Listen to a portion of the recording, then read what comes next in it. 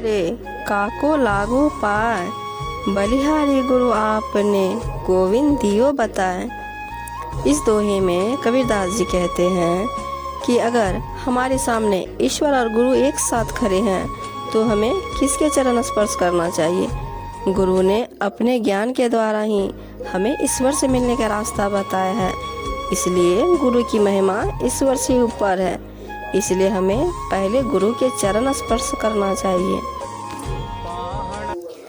जाति न पूछो साधु की, पूछ लीजिए ज्ञान, मोल करो तलवार के, पड़ा रहन दो म्यान।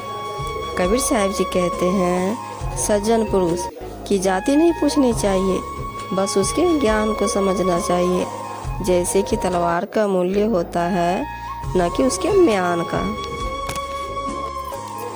धीरे धीरे रे मना, धीरे सब कुछ होए, माली सींचे 100 घड़ा, ऋतु आए फल होए।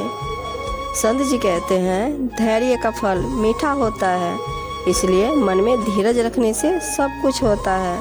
अगर कोई माली किसी पेड़ को 100 घड़े पानी से सींचने लगे तब भी फल ऋतु आने पर ही लगेगा।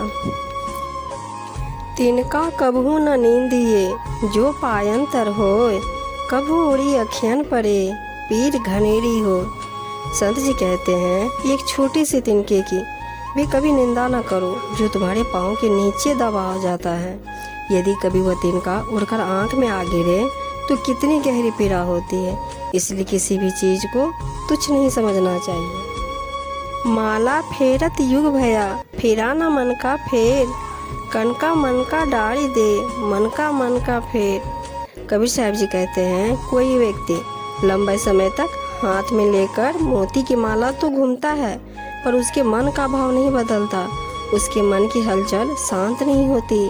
कबीर की ऐसे व्यक्ति को सलाह है कि हाथ की इस माला को फेरना छोड़कर मन के मोतियों को बदलो या फेरो। दुख में सुमिरन सब करे, सुख में करे न कोई, जो सुख में सुमिरन करे तो दुख काहे को हो।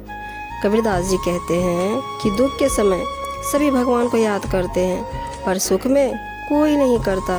यदि सुख में भी भगवान को याद किया जाए तो दुख आए ही क्यों।